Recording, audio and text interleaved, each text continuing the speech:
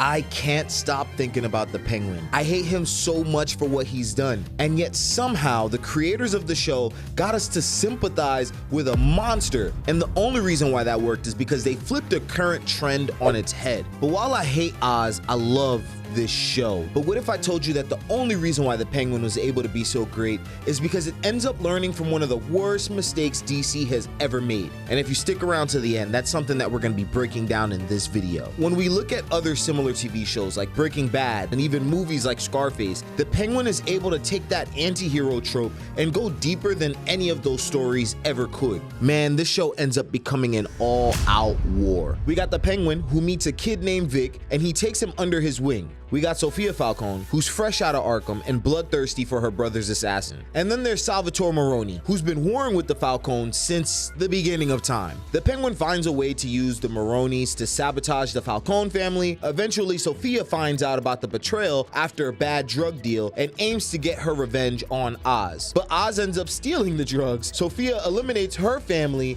and takes on a new family name. Her and Sal join forces to squash the Penguin, and because of this, the Penguin finds a way to unite the other gangs of Gotham to fight against the old money. Sal eventually meets his demise, and Sophia's nightmare becomes a reality once again. The Penguin ends up on top, teasing a story for the Batman Part 2, and he even does the unthinkable to our boy Victor. But it's this final moment that makes the show so satisfying. Victor. To my knowledge, no other series has been able to take it this far. They always tease at it. Here's why the Penguin TV show is so genius. In previous episodes, we spoke about Victor being the audience's point of view character, and that we only see Oz's emotions because Victor exists in the universe. We wouldn't have known Oz's mother was alive, just like the other characters in the show, if Victor didn't exist. We also predicted just how sick the Penguin and his mother's relationship truly was. But at those final moments, seeing how much his mother despised him, the way they took us on that memory trip, Oz is evil. His mother made one request and he completely ignores it for his own selfish gain. If my mind goes before my body's ready, I need you to help me. You gotta help me die. Jeez, I ain't thinking straight. I won't be one of those pathetic old broads drooling, shitting themselves, staring out at nothing. Everything that he's ever wanted to accomplish, it had nothing to do with her. It was always for him. The showrunners gave us hope that maybe the Penguin could turn things around. We see he's capable of doing good through Victor. And in the final episode, Victor even lists off all of the positive things that the Penguin has done. You gave people jobs in Crown Point. You got the power back on. Yeah. Nobody did that, all right? Nobody else did that. Nobody even tried. You gave people dignity.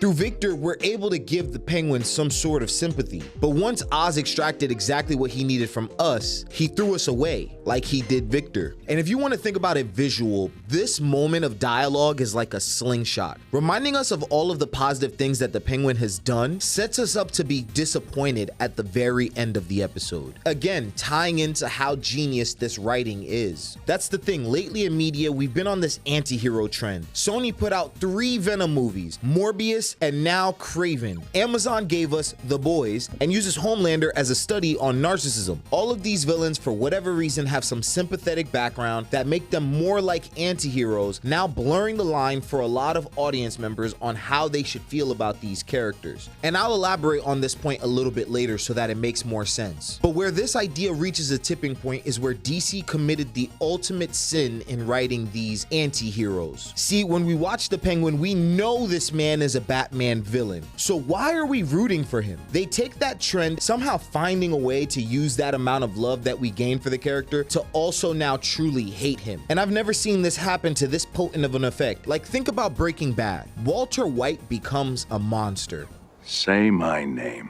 He's sympathetic. All of his morally questionable actions are for a greater cause. Therefore, we kind of understand where he's coming from. But as the series goes on, he becomes more and more corrupt. But the more time we spend with him, it also justifies his actions. I'm not saying they're right, but somehow we're more mad at his wife for cheating on him rather than all of the things Walt has done in his pursuit of building this drug empire. You see how that's like a little bit backwards? And even though Walt does all of these horrendous things, we still find a way to romanticize him, as we see in the very end of the show. But essentially, Walt stays a quote-unquote hero. In Scarface, it's the story of an immigrant from Cuba that starts with nothing, and just like Oz, he becomes a kingpin. He's smart, charismatic, ambitious, all the attractive traits that we hope to unlock for ourselves. This automatically makes our protagonist Tony Montana likable in the eyes of the viewer. But then he does morally questionable things in order for him to rise to the top. But even at the end, he goes out the hero of his own story. Say hello to my little friend!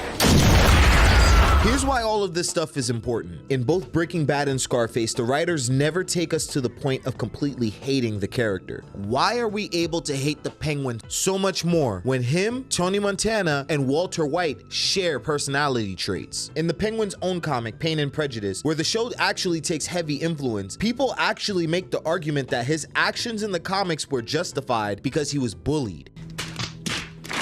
And this is important because I think the reason why the Penguin is so effective is because they learned from another flop that DC has made before, and that's the Joker 2. But before we could actually talk about why the Penguin takes heavy influence from the Joker 2, we have to talk about Joker 1 and what that ended up doing. When the Joker came out, it was critically acclaimed. People loved the movie, and Joaquin Phoenix's performance in that movie was mesmerizing. But that was the problem. We know the Joker is supposed to be a villain. A Batman villain at that schemes, manipulates. When you watch something like Batman Beyond: Return of the Joker, Bruce Wayne is terrified of Terry going against the Joker because of how much pain he's inflicted on Bruce over the years. And so now, why is it that when we have a character like the Joker on the big screen, we find a way to make him sympathetic? This is a character that murders 3 men in cold blood and also his own mother. And yet somehow, because he was a little bit bullied, a lot of people felt like his actions were justified, therefore almost worshiping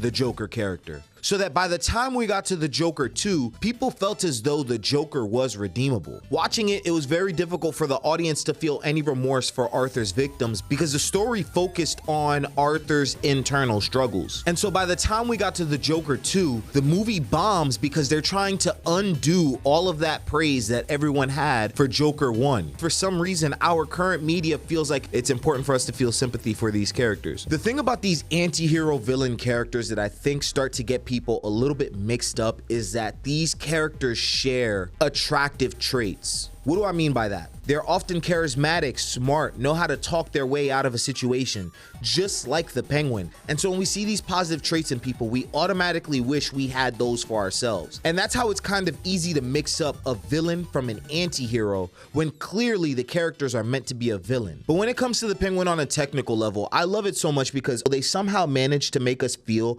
like we're living in Gotham with these characters. They emulate a similar style to Greg Fraser's cinematography work on the Batman. And yeah, sometimes you could tell it's not the same high budget, but man, do they utilize that to the best of their ability. The focus on the story helps us believe what we're seeing. And the thing about the Penguin is, if I'm being honest, there was never an episode that I felt like was a dull moment. Every single thing that was presented to us provided an extra layer of depth. All of the acting was top tier. Colin Farrell's charisma was insane. It bothers me that the Penguin is not actually a real person and it's just a whole bunch of prosthetics. And you could really see Colin Farrell just disappear behind that character. Cristin Moriarty does the same thing with Sophia. She has these beady eyes that add to her quote-unquote crazy look. And it's unsettling because it's like at any moment, you know she's ready to snap. How do you even act that? It's very rare for television performances like this. The Penguin in some odd way covers everything that I love in TV, but then manages to find a way to subvert our expectations on top of that. I think in my recent memory, I have to go ahead and crown the Penguin as